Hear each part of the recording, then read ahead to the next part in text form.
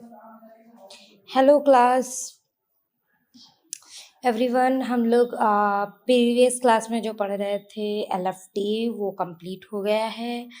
मैंने आपको उसके सारे पैरामीटर्स एंड सारी चीज़ें एक्सप्लेन आउट कर दी हैं। उसी तरीके से सेम हमारा नेक्स्ट टॉपिक चलेगा विच इज़ केएफटी। यहाँ पर हम किडनी फंक्शन टेस्ट के बारे में पढ़ेंगे, उसके सारे पैरामीटर्स, प्रोसीजर एंड एवरीथिंग। ठीक है, तो यहाँ पर हम लोग ये सारी चीज़ें देखेंगे। तो अगर हम बात करें सबसे पहले केएफटी की, तो केएफटी क्या है? किडनी फंक्शन टेस्ट है, सभी को पता है, क्योंकि किडनी हमारे क्या करते हैं, किडनी का फंक्शन क्या होता है बॉडी के अंदर? किडनी करते हैं वर्क ऑफ फिल्ट्रेशन, यानी वो फिल्टर आउट करने का काम करते हैं।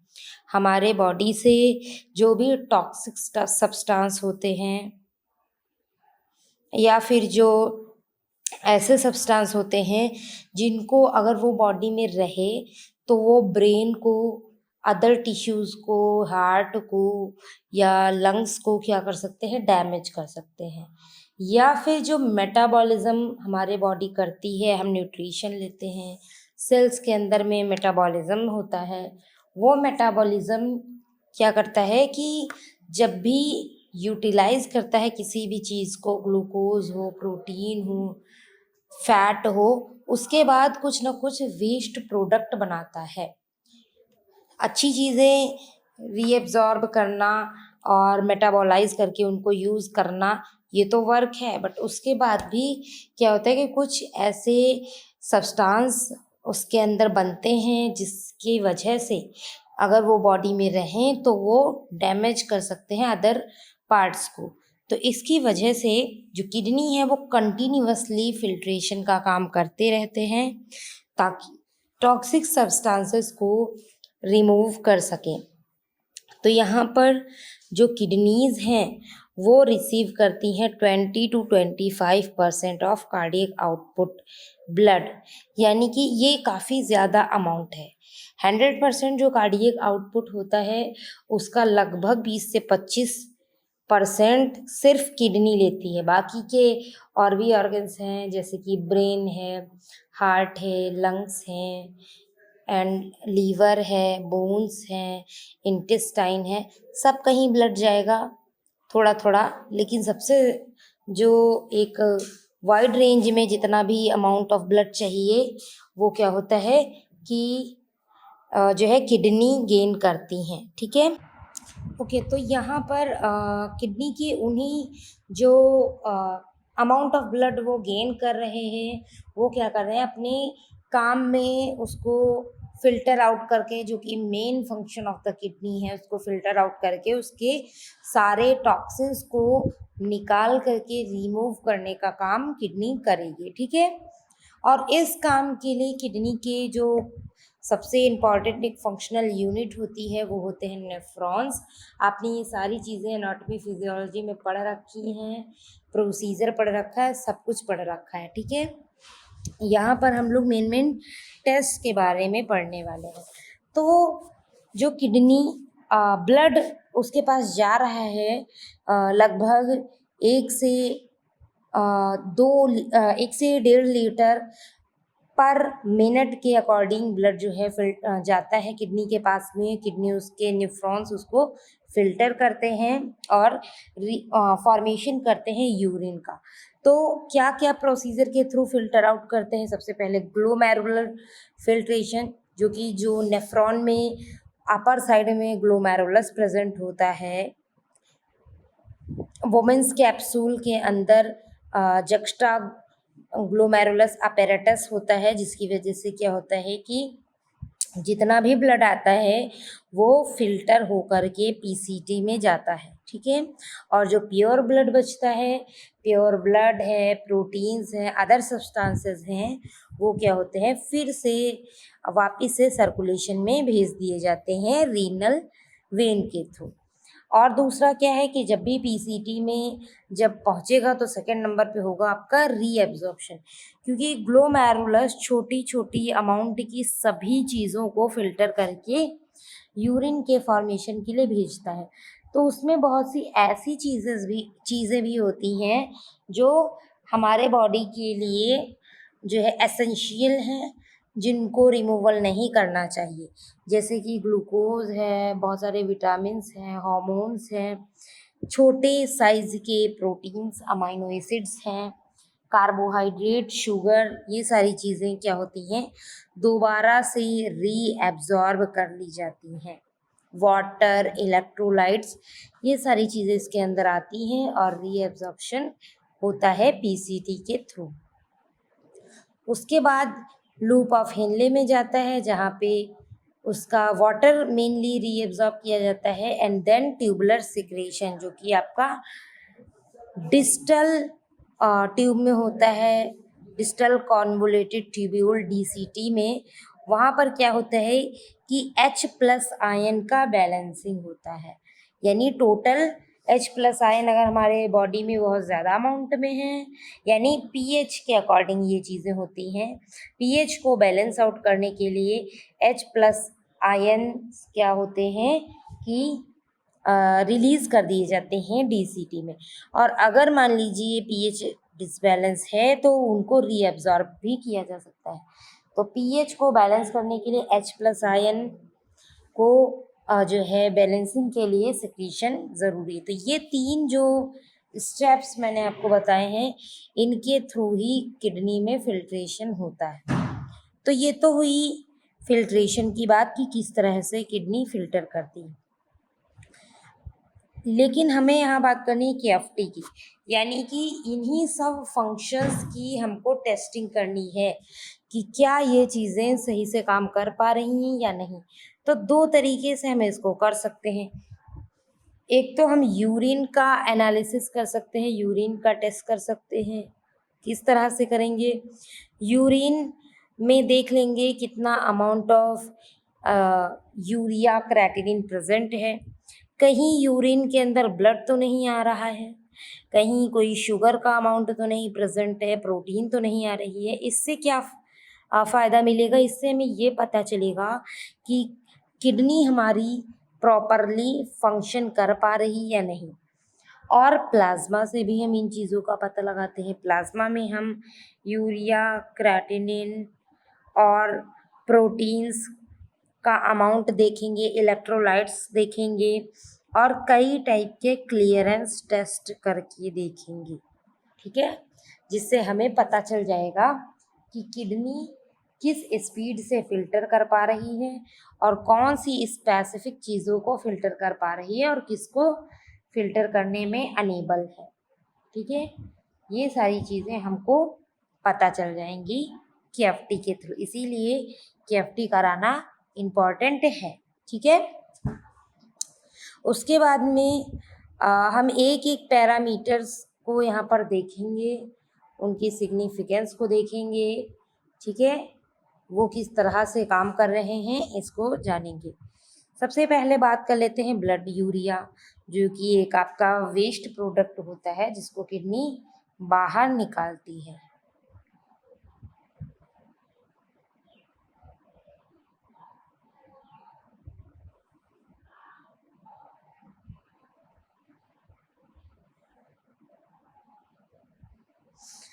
सबसे पहले अगर हम बात करें ब्लड यूरिया की, तो ब्लड यूरिया है क्या, पहले तो ये जानना पड़ेगा आपको।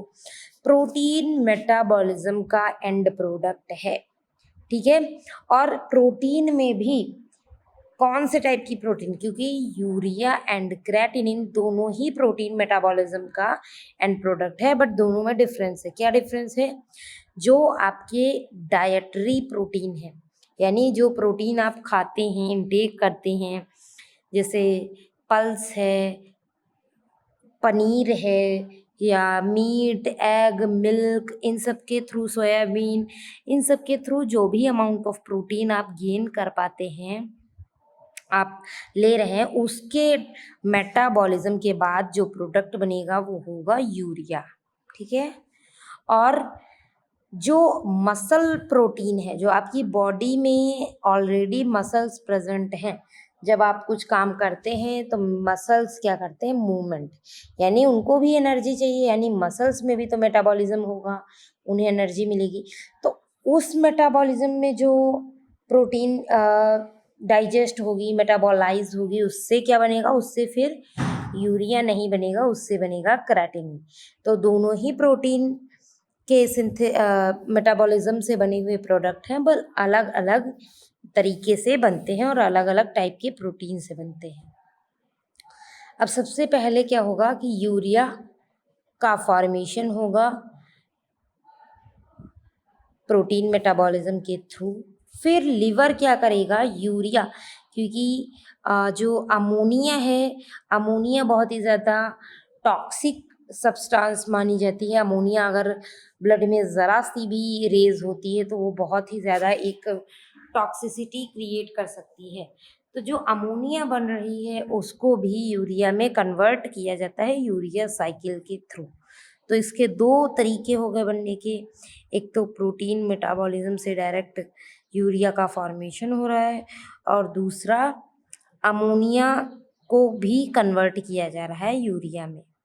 ठीक है, तो यूरिया जब भी ब्लड स्ट्रीम में एंटर करेगी तो ग्लोमेरुलस इसको डायरेक्टली फिल्टर कर देगा, और इसका रीएब्जॉर्प्शन भी ज़्यादा नहीं होगा, ये फिल्टर कर देगा। तो 40% लगभग इसका रीअब्जॉर्ब होगा, यानी बहुत ज़्यादा नहीं, क्योंकि जो यूज़फुल सब्सटेंसेस हैं वो ज़्यादा अमाउंट में या कम्प्लीटली रीअब्जॉर्ब कर लिए जाते हैं बॉडी के थ्रू। बट यूरिया क्या है, बहुत ज़्यादा अमाउंट में नहीं रीअब्जॉर्ब किया जाता है, फिल्टर आउट कर दिया जाता है। कुछ अमाउंट इसका रीअब्जॉर्ब किया जाता है, ज़्यादातर डिहाइड्रेशन में। ठीक है, अब इसको यूरिया को परफॉर्म करने का तरीका क्या है, मेथड क्या है, तो सबसे पहले जो इसका मेथड है वो है यूरिएज मेथड, या इसी को ही हम GLDH मेथड बोलते हैं। ठीक है, आप चाहे यूरिया मेथड बोलिए चाहे GLDH मेथड बोलिए। GLDH का क्या मतलब है, ग्लूटामेट डिहाइड्रोजिनेज मेथड। ठीक है, तो ग्लूटामेट डिहाइड्रोजिनेज मेथड सबसे सिग्निफिकेंटली, सबसे वाइडली यूज़ किया जाने वाला मेथड है। होता क्या है, सबसे पहले हम सीरम लेंगे, सीरम को सीरम में क्योंकि यूरिया प्रेजेंट है, ठीक है, तो यूरिएज एंजाइम जो होगा वो यूरिया को हाइड्रोलाइज कर देगा अमोनिया में और कार्बन डाइऑक्साइड में। ठीक है, यानी हम इसमें यूरिएज एंजाइम के थ्रू यूरिया को हाइड्रोलाइज करवाएंगे, जो कि अमोनिया एंड कार्बन डाइऑक्साइड बनाएगा। फिर एक एंजाइम इसमें हम ऐड करेंगे, ग्लूटामेट डिहाइड्रोजिनेज। ये उस अमोनिया को कन्वर्ट कर देगा किसमें, अल्फा कीटो ग्लूटारेट में, यानी जो अमोनिया कन्वर्ट होके बनी उसको फिर से GLDH कन्वर्ट कर देगा अल्फा कीटो ग्लूटारेट में एंड उसको ग्लूटामेट में। ठीक है, अब यहाँ इस रिएक्शन में, ये जो पूरी रिएक्शन हुई है इसके दौरान यहाँ NADH बनेगा ज़रूर। क्या बनेगा यहाँ पर, NADH बनेगा, और ये NADH ऑक्सीडाइज कर देगा NAD को, NAD में ऑक्सीडाइज हो जाएगा, यानी NADH ऑक्सीडाइज होकर कन्वर्ट हो जाएगा NAD में। ठीक है, अब इस NADH को और NAD को हम लोग स्पेक्ट्रोफोटोमीटर में इसकी एब्जॉर्बेंस चेक कर लेंगे 340 नैनोमीटर पे। तो यहाँ से पता चलेगा जितना ज़्यादा उसकी एब्जॉर्बेंस आएगी उतना ज़्यादा यूरिया ब्लड में प्रेजेंट है। NADH जितना अमाउंट में ज़्यादा रहेगा मीन्स उतनी ज़्यादा अमाउंट में यूरिया है। तो ये मेथड वेरी इम्पॉर्टेंट होता है यूरिया के एस्टिमेशन के लिए, GLDH मेथड। इसको यूरिएज मेथड या GLDH मेथड बोलते हैं। ठीक है, क्लिनिकल सिग्निफिकेंस इसका क्या है, यानी कि कौन से ऐसे तरीके हैं, कौन से ऐसे रीजन है जब ये बढ़ेगा घटेगा यूरिया। तो यूरिया इंक्रीज अमाउंट में कब दिखेगा? या तो किडनी का जीएफआर कम है, यानी ग्लोमेरुलर फिल्ट्रेशन रेट रेड्यूस हो चुका है। वो कब होता है? किडनी डिजीजेज में। किडनी जब प्रॉपर फिल्टर आउट नहीं कर पाती है ब्लड को, तो उस टाइम पर उस कंडीशन को हम जीएफआर बोलते हैं कि कितने रेट में कितने टाइम में ये फिल्टर कर पा रहा है। तो जब भी कोई इन्फेक्शन या कोई ऐसी कंडीशन होगी तो वहाँ पर क्या होता है कि किडनी का जीएफआर कम हो जाता है। तो अगर कम जीएफआर होगा तो यूरिया का अमाउंट ब्लड के अंदर बिल्डअप होगा। अब यानी कि जब फिल्टर नहीं कर पा रही है तो जाहिर सी बात है ब्लड में वो चीज़ बढ़ेगी। या फिर दूसरा एक है कि इंक्रीज प्रोटीन ब्रेकडाउन। कोई इंसान बहुत ज़्यादा अमाउंट ऑफ प्रोटीन ले रहा है, उसको इनटेक कर रहा है, जैसे कि ज़्यादातर बॉडी बिल्डर्स या इस तरीके के लोग हैं जो बहुत ज़्यादा यूटिलाइजेशन करते हैं प्रोटीन का, तो उसका जो है ब्रेकडाउन ज़्यादा होगा, इनटेक ज़्यादा होगा, तो अमाउंट भी थोड़ा सा बढ़ा हुआ दिखाई दे सकता है। Gastrointestinal bleeding. गैस्ट्रोइंटेस्टाइनल ब्लीडिंग में भी यूरिया का अमाउंट बढ़ा हुआ दिखेगा। ऐसे में क्या होगा कि 20% ब्लड जो कि पहुंचता है किडनी के पास में 20 to 25, वो उतना नहीं पहुंचेगा क्योंकि इंटेस्टाइनल ब्लीडिंग हो रही है, तो अमाउंट कम पहुंचेगा, जिसकी वजह से टोटल अमाउंट ऑफ यूरिया भी क्या होगा, ब्लड में बढ़ा हुआ दिखेगा। डिहाइड्रेशन के कंडीशन में भी क्योंकि फ्लूइड कम है तो विस्कोसिटी बढ़ेगी बॉडी में यूरिया की, भले ही वो कम है बट हम जो सीरम लेंगे उसमें वाटर का अमाउंट कम होने की वजह से वहाँ पर यूरिया हमको ज़्यादा ही दिखेगी, हमें ज़्यादा ही लगेगा कि वो ज़्यादा है। ठीक है। अब यूरिया क्योंकि जो है इसीलिए क्योंकि बहुत से ऐसे मैंने आपको कंडीशन बता दी हैं कि ज़रूरी नहीं कि यूरिया किडनी की बीमारी में ही बढ़ा हुआ दिखे, कोई प्रोटीन ज़्यादा ले रहा है तब भी बढ़ा हुआ दिख सकता है, या अदर फैक्टर्स भी मैंने आपको कई सारे बताए कि जब बढ़ा हुआ दिखेगा। तो यूरिया अकेले, अगर सिर्फ आप यूरिया के बिहाफ पर जज करना चाह रहे हैं कि किडनी कैसे काम कर रही है कैसे नहीं, तो वो चीज़ सही नहीं है। आपको अदर रीनल फंक्शन से भी कोरिलेट करके देखना पड़ेगा, क्योंकि यूरिया बढ़ाने में सिर्फ किडनी का रोल नहीं है, अदर चीज़ों का भी रोल बराबर का है। ठीक है। तो ये हुआ यूरिया का पैरामीटर, जिसमें मैंने आपको इसके जो है मेथड बताया, मेथड का प्रोसीजर बताया है, और किन कंडीशंस में यूरिया का अमाउंट बढ़ता है ये भी आपको मैंने बताया। ठीक है।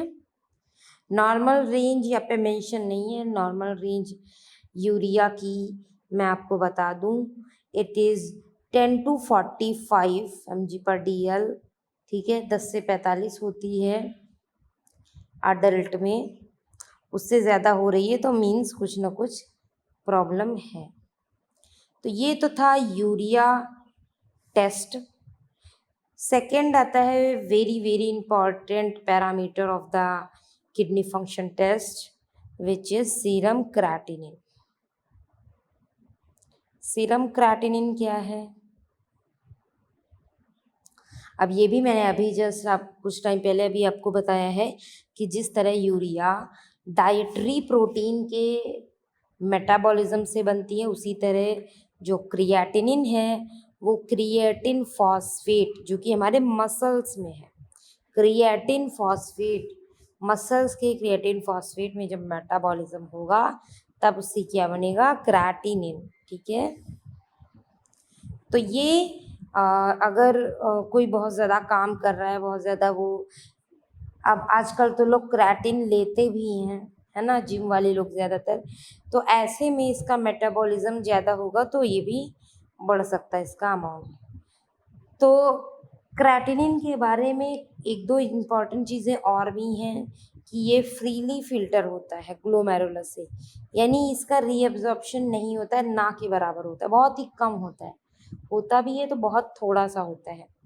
तो इसको हम क्लियरेंस टेस्ट में, अभी जब हम क्लियरेंस टेस्ट पढ़ेंगे इसके बाद में, इन पैरामीटर्स के बाद में, तो वहाँ पर मैं आपको बताऊंगी। क्लियरेंस टेस्ट में यूज़ इसलिए होता है कि ये बिल्कुल भी रीएब्जॉर्ब नहीं होता है, बिल्कुल थोड़ा अमाउंट रीएब्जॉर्ब होता है जो कि नेग्लिजिबल है। ठीक है, तो क्रेटिनिन के बारे में एक अच्छी बात यही है कि ये फ्रीली फिल्टर होता है, इसका रीएब्जॉर्प्शन नहीं होता है, बहुत ही कम होता है, और ये रीनल टिब्यूल से सिक्रीट होता है थोड़ा सा, यानी कि most of the amount glomerulus filter करके भेजेगा पीसीटी में, लेकिन थोड़ा सा अमाउंट इसको सिक्रीट भी करेगी, हमारे जो रीनल टिब्यूल्स हैं वो यूरिन के अंदर थोड़ा सा सिक्रीट भी करेंगी।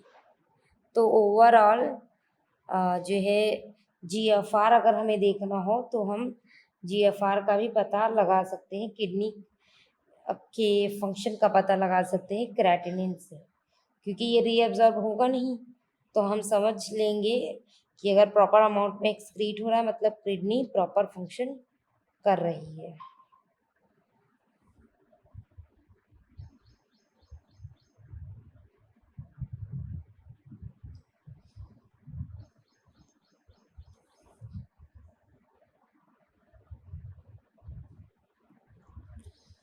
तो अब इसके मेथड्स कुछ देख लेते हैं। तो जैसे उसके लिए हम जीएलडीएच मेथड कर रहे थे, यूरिएज जीएलडीएच मेथड, उसी तरह यहाँ पर हम जाफे रिएक्शन, एक रिएक्शन होता है जिसका नाम है जाफीज रिएक्शन, उसके थ्रू हम क्रेटिनिन का अमाउंट देखते हैं ब्लड के अंदर।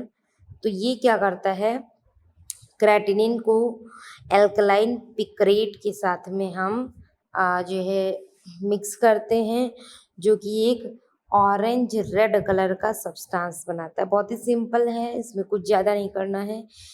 जो सीरम को हम अल्कलाइन मीडियम में पिक्रेट के साथ में बनाएंगे, मिक्स करेंगे, तो ये क्या करेगा, ऑरेंज कलर का सब्सटेंस बना देगा कॉम्प्लेक्स। अब उसी ऑरेंज कलर की एब्जॉर्बेंस को हम मीज़र कर लेंगे। ठीक है, हम मीज़र कर लेंगे 510 टू लेकर टू 520 नैनोमीटर की रेंज में, स्पेक्ट्रोफोटोमीटर में हम क्या करेंगे, देख लेंगे। तो जितना अमाउंट उस ऑरेंज सब्सटेंस का आएगा उतना ही अमाउंट क्रेटिनिन का है, ऐसा हम समझ लेंगे। ठीक है, क्लिनिकल सिग्निफिकेंस क्या है इसका, सीरम क्रेटिनिन बढ़ता है तो इसका मतलब जीएफआर कम हो रहा है, ग्लोमेरुलर फिल्ट्रेशन रेट कम हो रहा है। अगर किसी के ब्लड में क्रेटिनिन ज़रा सा भी बढ़ा हुआ होता है, मैं आपको बता दूं क्रेटिनिन का अमाउंट भी टोटली बहुत कम होता है, क्योंकि क्रेटिनिन एक टॉक्सिन है, एक जहर है। इसको बहुत ही कम अमाउंट में भी अगर इंक्रीज होता है तो वो बहुत ज़्यादा नुकसान पहुंचा सकता है, नर्व सेल्स को डैमेज कर सकता है, न्यूरॉन्स को डैमेज कर सकता है क्रेटिनिन। तो इसका नॉर्मल रेंज 0.5 टू 1.5 ओनली होता है अडल्ट्स में, मेल्स में, और फीमेल्स में जो है इसका अमाउंट वो होता है 0.2 टू 1 mg/dl। ठीक है, तो काफ़ी कम है, थोड़ा भी अगर अमाउंट बढ़ता है तो बहुत ही ज़्यादा प्रॉब्लम हो सकती है। और इसका जैसे यूरिया है, यूरिया कंप्लीटली नहीं बता सकता है किडनी की स्थिति को, बट क्रेटिनिन बता सकता है। क्रेटिनिन का अमाउंट बढ़ने का मतलब है कि जो जीएफआर है वो कम हो रहा है, किडनी प्रॉपरली फिल्टर आउट नहीं कर पा रही है। ठीक है, और क्रेटिनिन क्या है कि वो जल्दी इंक्रीज भी नहीं होता है, यानी ऑलमोस्ट 50% अगर किडनी काम नहीं कर रही है तब भी क्रेटिनिन नॉर्मली काम करता रहता है, फिल्टर आउट होता रहता है। तो वो बहुत ही जल्दी राइज होने वाली चीज़ नहीं है कि थोड़ी प्रोटीन ज़्यादा खा ली, मेटाबॉलिज्म हो गया, तुरंत यूरिया बढ़ गया। क्रेटिनिन के साथ ऐसा कुछ भी नहीं है, वो सीरियसली तभी बढ़ेगा जब किडनी पर लोड ज़्यादा हो, फंक्शन कम हो, या डायबिटीज़ की कंडीशन हो, हाइपरटेंशन, किसी भी वजह से किडनी फेल हो, तब जाकर के क्रेटिनिन बढ़ता है। फिलहाल मैं आपको बता दूं कि किडनी फेलियर के जो रीजंस होते हैं उसमें स्टोन, अगर लंबे समय तक बड़े साइज का स्टोन है तो किडनी के फंक्शन को अल्टर कर सकता है। Alcoholism, prolonged hypertension, prolonged diabetes mellitus, ये 4 हैं। BP, sugar, alcohol and stone. इसके अलावा और भी रीज़न हो सकते हैं, जैसे ऑटो इम्यून डिसऑर्डर, हमारा खुद का इम्यून सिस्टम अगर किडनी पर एक्ट करने लग जाए तो भी किडनी फेल हो सकती है। ठीक है, तो इस तरीके की चीज़ें देखने को मिलती हैं।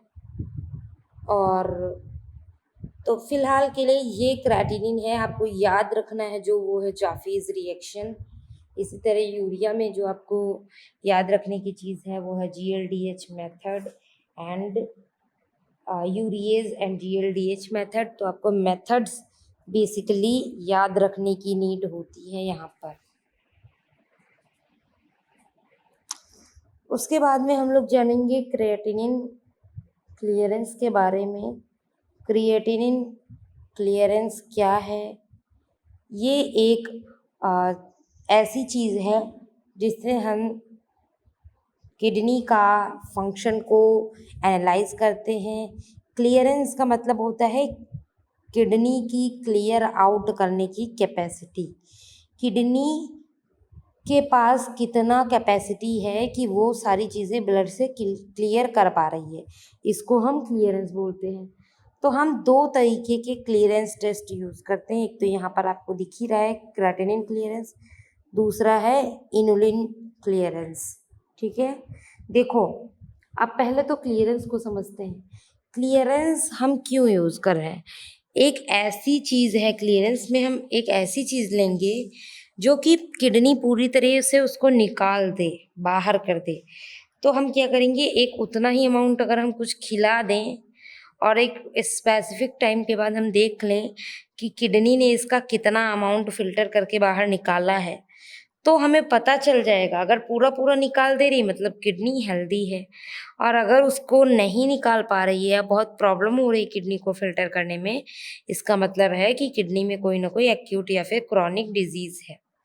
अब क्रेटिनिन ही क्यों? हम यूरिक एसिड भी ले सकते हैं, हम यूरिया भी ले सकते हैं, बट वो सब हम इसलिए नहीं लेते हैं क्योंकि उन सभी में बीच में रुकावट आ सकती है, वो रीअब्जॉर्ब हो सकते हैं। मान लीजिए हमने कुछ अमाउंट उसको दिया, अब वो उसका बीच में रीअब्जॉर्ब हो गया, हम नहीं जान सकते कि कितना रीअब्जॉर्ब हुआ, क्या हुआ। क्रेटिनिन एक ऐसी चीज है जो पूरी पूरी जितना ब्लड किडनी के पास जाता है पूरे ब्लड को साफ करके ही भेजती है किडनी। ठीक है, यूरिया को 40 to 50 एंड 45% रीएब्जॉर्ब हो जाती है, बट किडनी बहुत ही मिनिमल रीएब्जॉर्प्शन दिखाती है। इसलिए क्रेटिनिन का यूज़ हम क्लियरेंस में करते हैं। और ये तो एंडोजिनस सब्सटेंस हो गया। एंडोजिनस का मतलब कि ऐसी चीज़ जो हमारी बॉडी के अंदर है, हमें बाहर से कुछ नहीं देना पड़ा। इसी तरह से दूसरा होता है इनुलिन। इनुलिन क्या है? एक एक्स्ट्रा एक्सोजिनस सब्सटेंस है, यानी हम बाहर से उसको देंगे वो चीज़। इनुलिन हमारी बॉडी में नहीं बनता, लेकिन इनुलिन का यूज़ हम क्यों कर रहे हैं? क्योंकि ये बिल्कुल भी रीअब्जॉर्ब, बिल्कुल ये क्रेटिनिन के बराबर भी रीअब्जॉर्ब नहीं होता, ना ही ये मेटाबॉलाइज होता है, ना ही ये हमारी बॉडी सिक्रीट करती है, ना ही इसको किडनी रीअब्जॉर्ब करती है, ना कुछ करती है। डायरेक्ट हम इनुलिन को उसकी बॉडी में डालेंगे, थोड़ी देर बाद हम देख लेंगे कितना इनुलिन किडनी ने फिल्टर किया, और उसी के हिसाब से हम GFR डिसाइड कर लेंगे या फिर clearance test, clearance capacity kidney की डिसाइड कर लेंगे। तो ओवरऑल देखा जाए तो इनुलिन एंड क्रेटिनिन यूज़ होता है क्लियरेंस के लिए। इन दोनों में से भी जो ज़्यादा बेस्ट समझा जाए तो वो इनुलिन है। तो इस दोनों का प्रोसीजर मैंने नहीं बताया, मैंने बस दोनों का भी आपको डिफरेंस बताया है। कल की क्लास में मैं क्रिएटिनिन क्लियरेंस आपको बताऊंगी क्या होता है, और इनुलिन क्लियरेंस और बाकी के जो पैरामीटर्स हैं उनके बारे में भी कल की क्लास में हम लोग जानेंगे। ठीक है, तो आज की क्लास को हम लोग यहीं तक रखेंगे। आई होप कि आपको क्लास समझ में आई होगी और मिलते हैं कल की क्लास में। Okay, thank you everyone.